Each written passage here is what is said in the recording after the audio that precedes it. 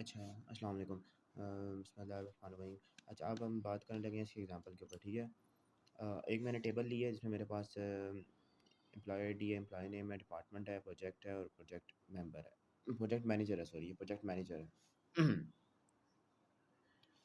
अच्छा, अब हमारे पास अगर आता है ना इस तरह को टेबल आ गया आपके पास, तो आपने इसे नॉर्मलाइज़ करना है। तो आपने इस तरह के स्ट्रक्चर में से करना है, क्योंकि मैंने इसी स्ट्रक्चर में हमेशा की है, ठीक है? 1 एनएफ में आपने पहले करना होता है, फिर आपने फंक्शनल डिपेंडेंसीज़ प्राइमरी की वगैरह फाइंड करनी होती है, फिर सेकंड एनएफ, फिर थर्ड एनएफ, ठीक है? आगे अगर आप जिस तरह करते हो उस तरह भी आप कर सकते हो, ठीक है? मैं इस तरह करता हूँ। अच्छा, अब देखो फॉर एग्ज़ाम्पल फर्स्ट एनएफ आपने देखना है, इंट्रोडक्शन मैंने आपको उसका बता दिया था कि उसमें कोई मल्टी वैल्यूड एट्रीब्यूट नहीं होना चाहिए, ठीक है? तो यहाँ पे अब देखो हमारे पास एक मल्टी वैल्यूड एट्रीब्यूट आ रहा है, एचआर और आईटीआर है। तो हम क्या करेंगे इसको, हमारे पास मैंने आपको फर्स्ट एनएफ में बताया कि हमारे पास 3 तरीके हैं, उनके थ्रू हम इसको सॉल्व कर देंगे, तो हमारी ये मल्टी वैल्यूड एट्रीब्यूट खत्म हो जाएगा। बेसिकली ये टेबल मैंने बनाया था उसमें मल्टी वैल्यूड एट्रीब्यूट नहीं था, ये बस मैंने समझाने के लिए लिखा था, ठीक है? तो आप सपोज़ करो कि उसमें कोई मल्टी वैल्यूड एट्रीब्यूट नहीं है, ठीक है? ठीक हो गया? अच्छा, अब हमने सबसे पहले देखना है 1F हमारे टेबल हमारा ऑलरेडी इन 1F है, ठीक हो गया। अब हमने चेक करनी है फंक्शनल डिपेंडेंसीज़। फंक्शनल डिपेंडेंसी अब हम चेक करते हैं एम्प्लॉयी आईडी, एम्प्लॉयी नेम के बीच में। एम्प्लॉयी आईडी, आप देखो मैंने आपको क्या बताया था कि x1 is equals to x2 होगा तो y1 is equals to y2 वाली कंडीशन ट्रू होनी चाहिए। लेकिन अगर x1 is not equals to x2 है तो आपको y वाले को देखने की ज़रूरत ही नहीं है, आपको ऑलरेडी टेबल यूनिक है। तो एम्प्लॉयी आईडी से एम्प्लॉयी नेम आपकी फंक्शनल डिपेंडेंसी बनती है, ठीक है? एम्प्लॉयी आईडी से एम्प्लॉयी नेम, ठीक है? अब अब हमने अच्छा आपने एक और चीज़ याद रखना, आपने जो टेब ये फंक्शनल डिपेंडेंसीज निकालनी है ना, एक सेंस में निकालनी है। मतलब आपके आपने जिस तरह फंक्शन आप इसी फंक्शनल डिपेंडेंसी के आगे हम टेबल बनाएंगे। तो अब मैं, अब देखो फॉर एग्जाम्पल एम्प्लॉय का मैं कर रहा हूँ ना, तो एम्प्लॉय का मैं इस तरह करूँगा कि मुझे पता हो कि यार इस सेंस में मेरे आगे फिर टेबल में बना सकूँ, ठीक है? अब मेरे पास क्या आ गया, एम्प्लॉय आईडी आ गया, एम्प्लॉय नेम आ गया। अच्छा, उसके बाद एम्प्लॉय आईडी के साथ हम और क्या-क्या कर सकते हैं? एम्प्लॉय आईडी, एम्प्लॉय नेम हो सकता है, एम्प्लॉय का टेबल हमारा एक बन जाएगा। अब डिपार्टमेंट का टेबल अगर हम बनाना चाहें तो डिपार्टमेंट का टेबल देखते हैं, एम्प्लॉय आईडी से डिपार्टमेंट का टेबल ही हमारा बन जाएगा, ठीक है? और एम्प्लॉय आईडी से अगर हम प्रोजेक्ट का टेबल बनाना चाहें तो एम्प्लॉय आईडी से हमारे सारे टेबल बन जाएँगे। तो एम्प्लॉय आईडी से हमारा एक डिपार्टमेंट का बन गया, एम्प्लॉय आईडी से सॉरी एम्प्लॉय नेम एक बन गया। अब मैं एक और टेबल बनाना चाहता हूँ जिसको मैं कहता हूँ कि मैं एक टेबल और बना रहा हूँ डिपार्टमेंट का, ठीक है? तो डिपार्टमेंट में भी तो एम्प्लॉय आईडी होगी ना, तो एम्प्लॉय आईडी चलो इधर मैं इकट्ठे लिख देता हूँ, नीचे जाके मैं अलग-अलग कर लूँगा, ठीक है? एम्प्लॉय आईडी से डिपार्टमेंट भी आपकी फंक्शनल डिपेंडेंसी निकल आई है। फिर आपका प्रोजेक्ट भी निकल आएगा, प्रोजेक्ट प्रोजेक्ट भी आ जाएगा इसके अंदर और प्रोजेक्ट मैनेजर भी आ जाएगा, प्रोजेक्ट मैनेजर भी आ जाएगा। मतलब ये चारों आ गए हैं या सॉरी राइटिंग के लिए, चारों आ गए हैं, ठीक हो गया? अब और कोई फंक्शन डिपेंडेंसी अगर मैं देखना चाहूँ तो एम्प्लॉय नेम को डिपार्टमेंट के साथ देखना चाहूँ तो नहीं हो सकती ये भी, ठीक है? और डिपार्टमेंट को अगर मैं प्रोजेक्ट के साथ देखना चाहूँ तो ये भी नहीं हो सकती। ये मैंने आपको बता दिया ना कि हमने क्या चेक करना होता है, हमने कोई भी 2 एट्रीब्यूट उठा लिए, उनको उसी 2 एट्रीब्यूट के साथ चेक करना है, ठीक है? अगर x1 x2 के इक्वल आ रहा है तो y1 y2 के इक्वल आना चाहिए, ठीक है? अब यहाँ पे x1 x2 के इक्वल आ रहा है लेकिन y1 y2 के इक्वल नहीं आ रहा, तो इस वजह से फंक्शनल डिपेंडेंसी नहीं है। इसी तरह हम अगर चेक करें डिपार्टमेंट से प्रोजेक्ट मैनेजर, तो ये मेरे ख्याल से ये नाम दोनों का सेम नहीं है। डिपार्टमेंट से प्रोजेक्ट मैनेजर जो है ना, ये दोनों का नाम सेम नहीं है। यहाँ पे एक जॉन स्मिथ आप कर लो इसको, जेन, यार एक सेकंड, ये जेन है ना? हाँ ठीक है, ये सेम है, ये नाम सेम है। मतलब डिपार्टमेंट से प्रोजेक्ट मैनेजर भी आपकी बन जाती है, डिपार्टमेंट से प्रोजेक्ट मैनेजर, ठीक हो गया? ये भी आपकी डिपेंडेंसी बन जाती है।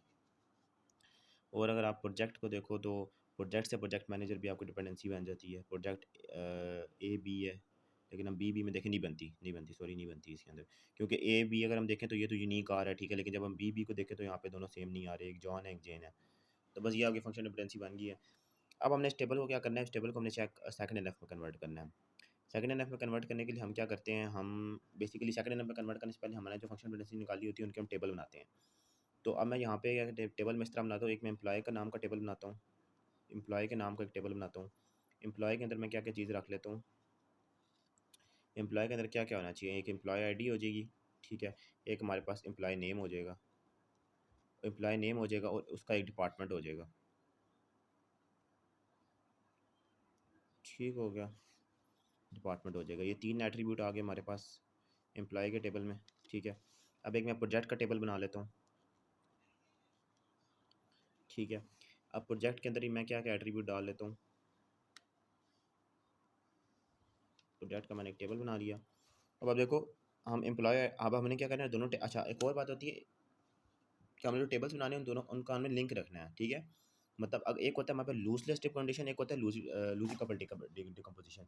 इन एक में बेसिकली ये होता है कि हमने मतलब हमने अपने जो है अपना टेबल्स है उसको हमने मतलब कि लॉस नहीं करा देना। मतलब अगर इन दोनों को मैं लिंक नहीं करूँगा, पहले तो ये लिंक थे ना, अब इन दोनों को मैं अलग अलग कर दिया, तो मतलब इन दोनों के बीच में मैंने कोई लिंक ना रखा तो फिर फ़ायदा तो कोई ना रहा ना। तो उसके बीच में हम लिंक रखेंगे। तो यहाँ पे हमारे पास एम्प्लॉय आईडी प्राइमरी की है, तो यहाँ पे एम्प्लॉय आईडी का फ़ॉरन की यूज़ कर लेंगे। लेकिन उससे पहले हम क्या है, प्रोजेक्ट आ जाएगा। प्रोजेक्ट के अंदर हमारे पास ये प्रोजेक्ट का एक टेबल है हमारे पास, तो इसके अंदर हमारे पास प्रोजेक्ट आ जाएगा, प्रोजेक्ट मैनेजर आ जाएगा, प्रोजेक्ट मैनेजर आ जाएगा। और लिंक करने के लिए हम यहाँ पे एम्प्लॉय आईडी को रख लेते हैं। ठीक हो गया। तो यहाँ पे एम्प्लॉय आईडी आपकी प्राइमरी की है, जो कि यहाँ पे आके एज अ फॉरेन की का बिहेव कर रही है। और अब यहाँ पे इस टेबल में आप सोचोगे कौन सी प्राइमरी की रखें, तो इस टेबल में हम प्रोजेक्ट प्राइमरी की नहीं रख सकते। क्यों? क्योंकि प्रोजेक्ट में मल्टी वैलिडेटरी मतलब देखो डुप्लीकेसी आ रही है। तो हम क्या करेंगे, हम एम्प्लॉय आईडी और प्रोजेक्ट दोनों को मिला के प्राइमरी की बना लेंगे। प्राइमरी की ये हमारी फॉरेन की भी है और ये प्राइमरी की का भी पार्ट है। ठीक हो गया। अच्छा, अब आपने टेबल्स बन गए आपके, आपने टेबल्स बना ली अपने बड़े टेबल के मुताबिक, आपने छोटे टेबल्स में डिवाइड कर ली। अब आपने चेक करना है कि अब आपने सेकंड एनएफ इसमें है, मतलब अनोमली है इसमें या नहीं, मतलब कि आपका टेबल सेकंड एनएफ में है या नहीं है। सेकंड एनएफ हमने क्या पढ़ा था, there will be no partial dependency. Partial dependency में क्या पढ़ा था, अब जहाँ फॉर एग्जांपल यहाँ पे हमारी एम्प्लॉय आईडी प्राइमरी की है, तो हमने ये बोला था कि हमारे जो नॉन प्राइम एट्रीब्यूट है should be fully functional dependent on our prime attribute, जो कि हमारी प्राइमरी की है। इस तरह यहाँ पे दो जो प्राइम एट्रीब्यूट मिलकर प्राइमरी की बन रहे हैं, और ये नॉन प्राइम एट्रीब्यूट है, ये नहीं होना चाहिए कि सिर्फ इस पे जाकर डिपेंड हो, दोनों पे डिपेंड होना चाहिए। ठीक हो गया, मतलब दोनों जो हमारे प्राइमरी की का पार्ट है।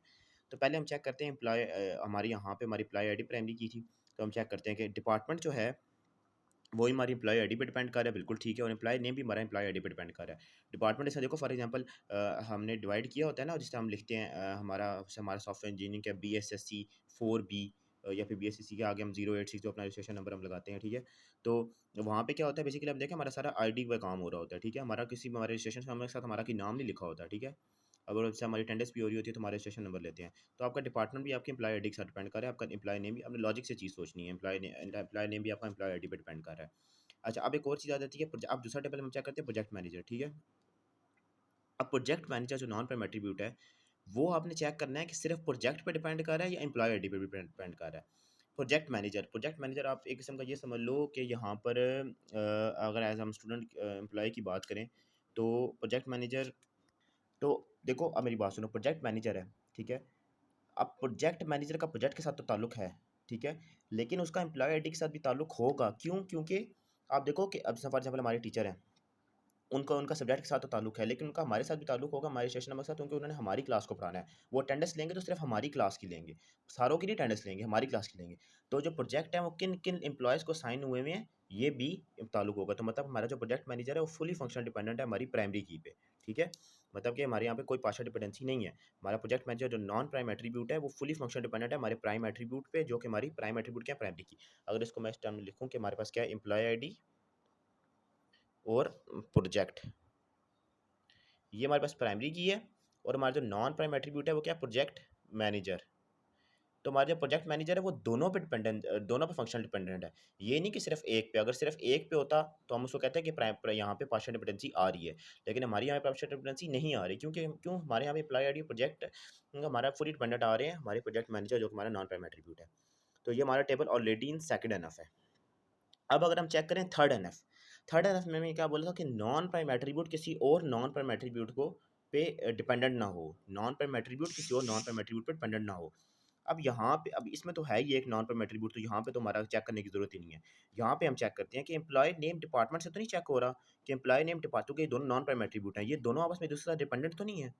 आप खुद बताओ, एम्प्लॉय नेम डिपार्टमेंट नहीं है डिपेंडेंट, क्योंकि अभी मैंने आपको बताया है कि एम्प्लॉय नेम जो है, मतलब फॉर एग्जाम्पल आप ये समझ लो कि स्टूडेंट का जो नाम है वो है, और यहाँ पे क्या है, यहाँ पे हमारा फॉर एग्जाम्पल ये समझ लो कि हमारा जो डिपार्टमेंट है, हम सॉफ्टवेयर इंजीनियरिंग कर रहे हैं, तो हमारे नाम का हमारे डिपार्टमेंट के साथ कोई ताल्लुक नहीं है। हम अब हमारे एम्प्लॉय हमारी यहाँ पे आप समझ लो फॉर एग्जाम्पल स्टूडेंट आईडी है, स्टूडेंट आईडी का ताल्लुक है हमारे पास डिपार्टमेंट में, क्योंकि मैंने आपको बताया ना, फॉर एग्जाम्पल हमारा रिकॉर्ड होता है, हमारा सारा कुछ सेव होता है हमारे रजिस्ट्रेशन नंबर के नाम से, लिहाज से सेव होता है, हमें लॉजिक से चीज़ सोचनी है। तो यहाँ पे आपकी कोई फंक्शनल डिपेंडेंसी, ओ सॉरी ट्रांसटिव डिपेंडेंसी नहीं है। ट्रांसटिव डिपेंडेंसी होती है ना, यही होती है कि आपका नॉन प्राइम एट्रीब्यूट किसी और नॉन प्राइम एट्रीब्यूट को चेक ना करे। तो यहाँ पे आपका टेबल सेकंड एनएफ में भी है और थर्ड एनएफ में भी है, आपने सिर्फ यहाँ पे लिख देना, सर को बता देना है the table is already in second NF, is in second NF and also in third NF. Second NF में आप एक लाइन और लिख देना कि ब्रैकेट में लिख देना कि there is no partial dependency in this table. और थर्ड एनएफ का ना ये हेडिंग लिखने के बाद आगे आप ब्रैकेट में लिख देना there is no transitive dependency in this table. बस सिंपल सी बात है।